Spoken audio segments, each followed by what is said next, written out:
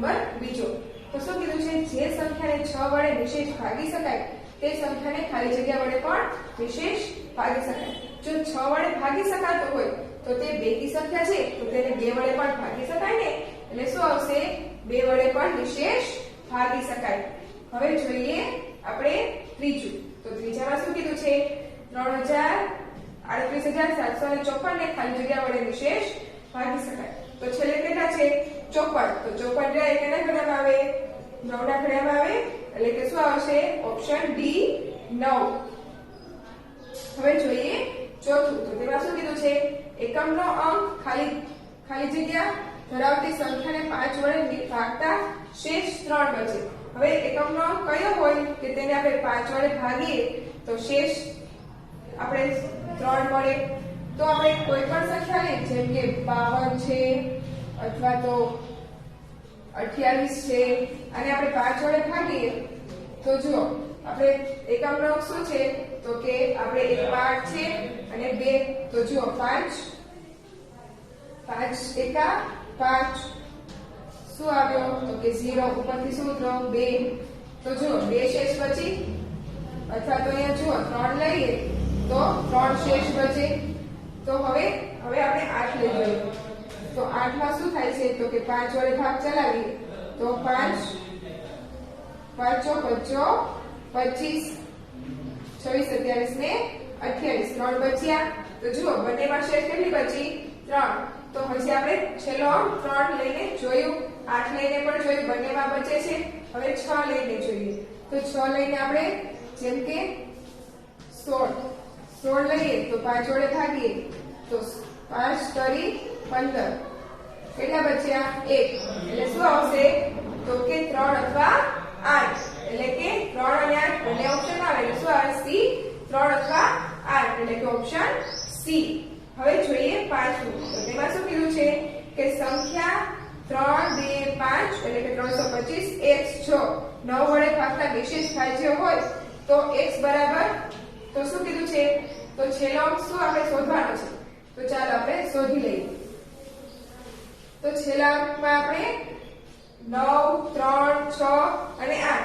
તો આપણે શું કરવાનું છે? તો કે છેલ્લા અંક આપણે આ સંખ્યા કોઈ પણ લઈ જોઈએ તો તે 9 વડે ભાગી શકાતી હોય તો આ બધી સંખ્યા ભાગી શકાય. પણ જો 8 આ ત્રણેય સંખ્યા એકી છે એટલે કોઈ પણ એક સંખ્યા લઈને જોઈ લેવાની. અને આ સંખ્યા બેકી છે તો એટલે આપણે લઈએ 325 અને x એટલે કે 3 લઈ જોઈએ. અને બીજું લઈએ 353 અને 325 અને x કેટલા લેશું? 8. તો ચાલો આપણે બધા આને શું કરવાનું છે? 9 વડે ભાગવાના છે. તો 9 વડે ભાગીએ તો 9 એકા 9 9 દુ 18 9 તરી 27. તો 9 તરી 27 કેટલા બચશે? તો કે અહીંયા આવશે 10. તો અહીંયા થઈ જશે 2. 12 માંથી 7 જાય તો કેટલા બચે? યસ 5. હવે 5 ઉતર્યા. 9 પંચું 45 9 છક્કે 54 એક બચ્યો 13 આવ્યા. 9 એકા 9 9 દુ 18 એટલે કે 9 એકા 9 એટલે કેટલા આવ્યા? તો કે અહીંયા આગળ બચે છે 4. તો શેષ બચી આમાં. તો ચાલો હવે આપણે આમાં જોઈ લઈએ. તો જુઓ આમાં 3 લેતા શેષ બચી તો આ બધી એકી સંખ્યા છે એટલે કે એ પણ 3 ના ઘડિયાળી છે એટલે કે બધામાં શેષ બચે ને. હવે જોઈ લઈએ આપણે આમાં. તો આપણે 9 વડે લઈએ તો 9 એકા 9 9 દુ 18 9 તરી 27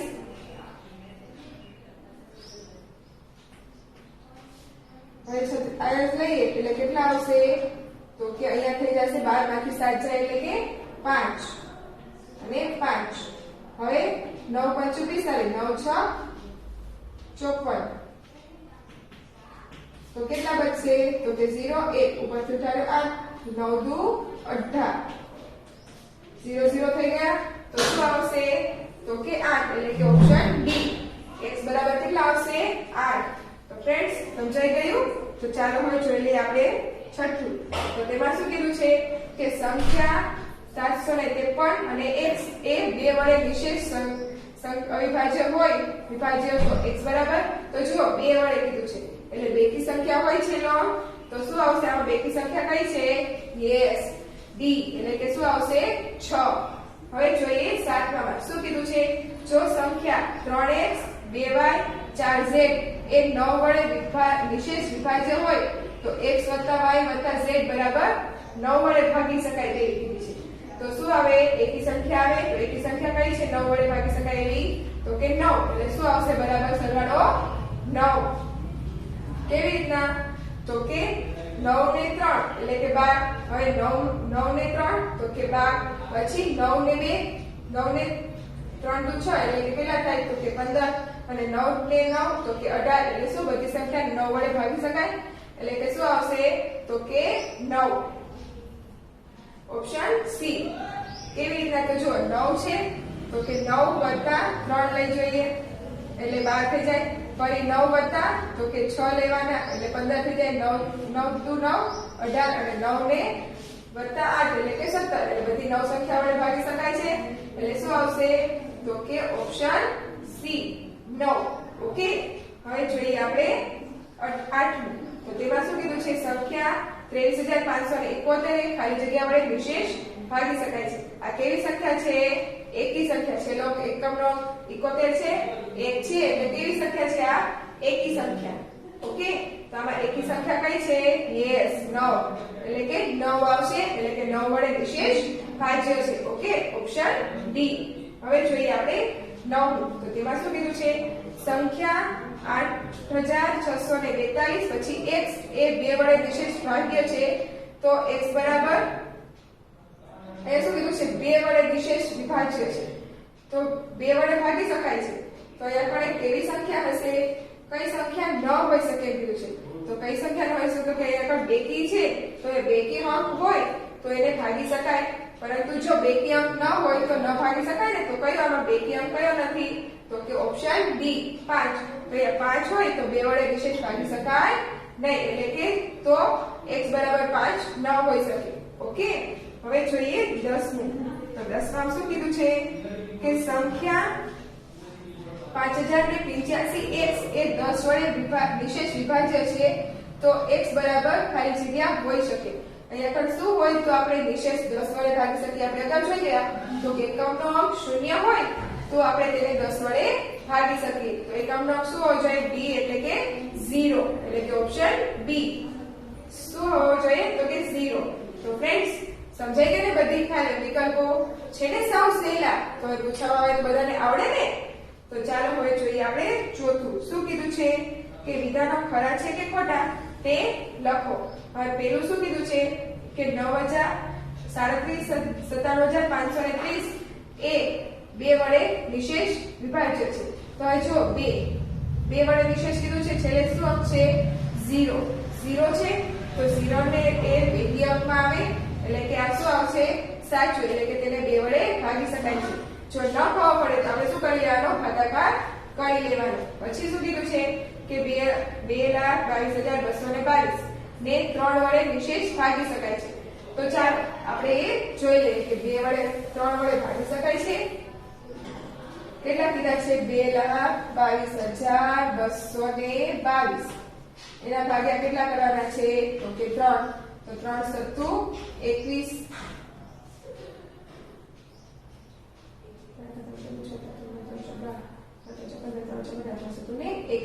તો કેટલા બચ્યા? 1 અને ઉપર સૂત્ર 12. એટલે 3 એકા 3 3 6 3 9 3 ચોક 12. શું થઈ ગયા? 0 0 થઈ ગયા. હવે આ બે ઉતરા તો ભાગ ન ચાલે તો શું આવે? ફરી એક ઉતરે. અહીંયા શું થાય? 0 એટલે કે 22. તો 3 સત્તુ 21. શું થઈ ગયા? 1 આવ્યો ઉપર સૂત્ર 2 એટલે કે 12 3 ચોક 12. તો જુઓ 0 0 થઈ ગયા. આપણે નિશેષ ભાગી શક્યા. તો શું છે આ વિધાન? સાચું.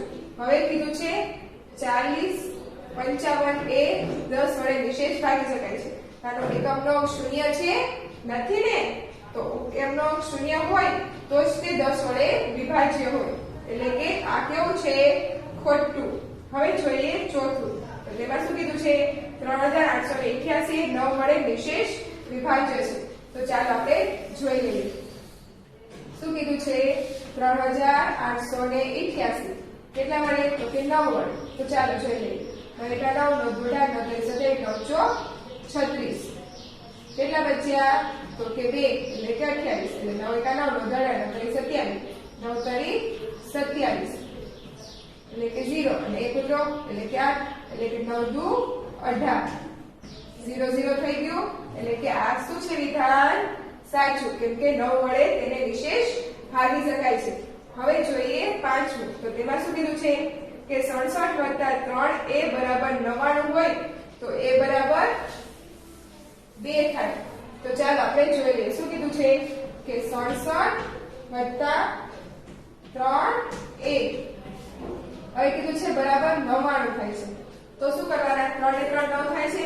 હવે 7 ને 9 અહીંયા આપણે કેટલા આવે તો 7 માંથી 9 બાદ કરીએ તો કેટલા આવે 9 માંથી 7 કરીએ તો 2 એટલે કે a બરાબર 2 કરીએ તો 7 ને 2 9 થઈ જાય એટલે કે બરાબર a બરાબર 2 સાચું છે.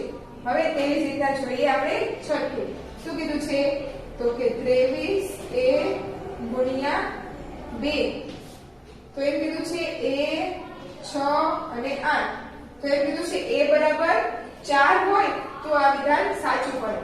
તો ચાલો આપણે જોઈ લઈએ તો a બરાબર આપણે 4 લઈએ તો 4 દુ શું થઈ જાય તો કે 4 દુ 8 તો અહીંયા 4 લઈએ તો 4 દુ 8 એટલે કે પછી 3 દુ 6 અને 3 2 4 દુ 2 દુ 4 એટલે કે 4 આવે તો a બરાબર 4 એ સાચું છે.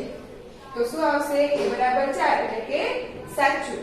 હવે જોઈએ સાતમામાં તો તેમાં શું કીધું છે જે સંખ્યા 5 વડે વિશેષ વિભાજ્ય હોય તે સંખ્યા 10 વડે વિભાજ્ય હોય. એમ કીધું છે કે જે સંખ્યાને આપણે 5 વડે ભાગીએ એ સંખ્યાને આપણે 10 વડે ભાગી શકીએ તો એ વિધાન ખોટું છે.